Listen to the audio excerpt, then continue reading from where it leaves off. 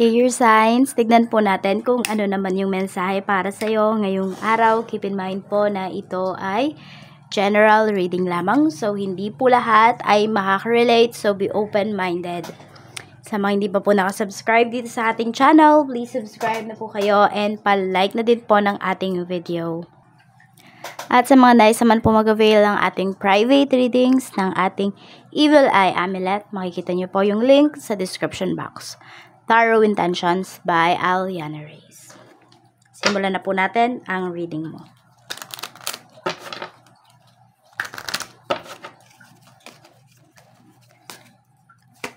We have wealth. Ayan. So, pwedeng may paparating na pera para sa inyo ngayong araw nito or may hinihintay talaga kayo. Air signs. Okay. So, tingnan natin kung ano pa yung mensahe para sa iyo. Pwede rin, baka regarding ito sa inyong salary, yung hinihintay na inyong pera.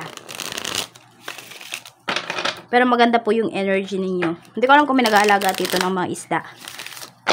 Ayan yun, nasa aquarium ba? Luck nyo talaga yun. Lucky charm po ninyo din. Tingnan natin, pagdating sa family, kamusta? Pagdating po sa family, we have Wheel of Fortune. Tingnan mo, ang ganda rin ng energy pagdating sa inyong pamilya. Maaring air signs, lahat kayo ay kumikita na. Or sabihin natin kung hindi man lahat ay kumikita, lahat ay nagkakasundo. Lahat ay may kanya-kanyang ginagawa. You know.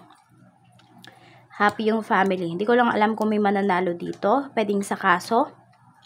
Meron din ako nakikita dito, pwedeng mananalo kayo kung meron man kayong tinatayaan. Or isa sa family members po ninyo na naginip siya, tas tinayaan niya, nanalo. We have the Star. Pagdating naman sa mga friends mo. Okay, pagdating naman sa mga kaibigan, sinasabi dito na maaasahan mo talaga yung mga friends mo. Marami air signs. Okay, kaya lang yung iba sa inyo, hindi naman kasi kayo mahilig mga abala ng mga friends ninyo. Pagka kayo ay mayroong problema. Yung iba nga sa inyo, parang sinasabi nyo lang yung mga problema ninyo kapag tapos na. Yung parang pag nasolusyonan nyo na, ayan. So, ito po, pwedeng meron kang kaibigan dito na matagal mong hindi nakita, but today, pwede na magme-message siya sa'yo, or makikita mo siya. Ayan, or magmi-meet kayo. Tignan natin, pagdating naman po sa love life. Sa love life, we have King of Cups. Sa some of you, ayan po, pagdating sa love life, is nandun naman talaga na secure kayo sa person ninyo. Mafe-feel mo talaga na mahal ka niya, air signs.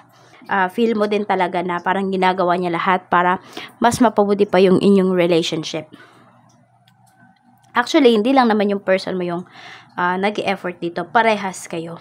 So, nasa same wavelength kayo ng person mo. Ayan po, King of Cups. Some of you, pwedeng ang kadil niyo ay water signs, Cancer, Pisces, and Scorpio. Pero hindi naman lahat sa inyo. Tignan po natin pagdating naman sa kaperahan. Sa kaperahan, we have the Fool. So, sinasabi dito, huwag po kayong matakot mag-take ng risk pagdating dito sa inyong kaperahan. Okay? Pero syempre, mag-iingat pa rin kayo. Hindi naman po pwede na basta-basta na lang kayo maglalabas ng pera ngayong araw na ito. Kailangan pinag-iisipan din po yan.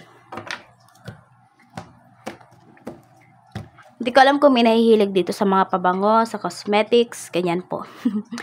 So, tingnan natin. Ingat lang din kayo ha, sa mga pinapahid po ninyo sa inyong balat. Sa this is not negosyo.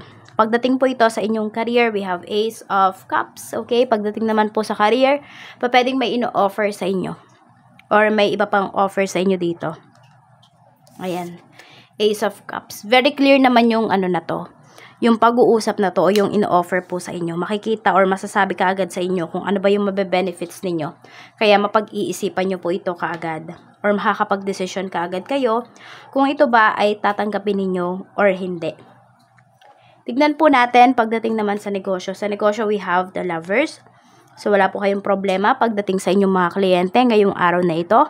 Pagdating sa inyong supplier at sa inyong mga tauhan kung mayroon man po. Kung mayroon man kayong mga staffs dito.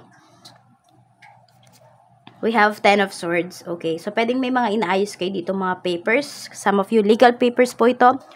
Or, pwede naman na nag-i-inventory yung iba sa inyo ngayong araw na ito pagdating sa inyong negosyo. Yan. Kasi pwedeng mamimili na yung iba sa inyo ng other stocks or o-order na kayo ng another stocks ninyo. Kaya po, yan, inaalam nyo talaga kung ano pa ba yung mga kulang, ano pa ba yung dapat i-orderin or dapat bilhin. So, tignan po natin, ano naman yung lucky numbers mo. You have number 16, 19, 37, 32,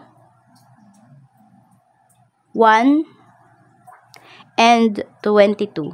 Yan po yung inyong lucky numbers. At ano naman yung reminder sa'yo ni Universe ngayong araw na ito?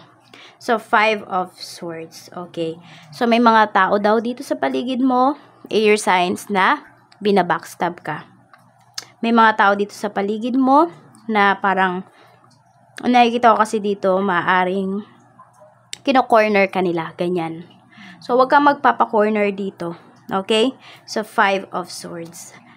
Knight of Pentacles. Tuloy-tuloy mo lang daw yung ginagawa mo.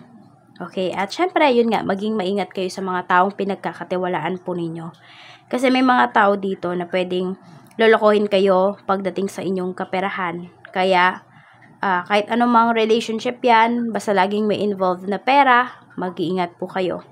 Kasi, yung mga tao na mapang-abuso, wala sa kanila yung limit-limit na yan. Hanggat kaya kanilang abusuhin, aabusuhin kanila.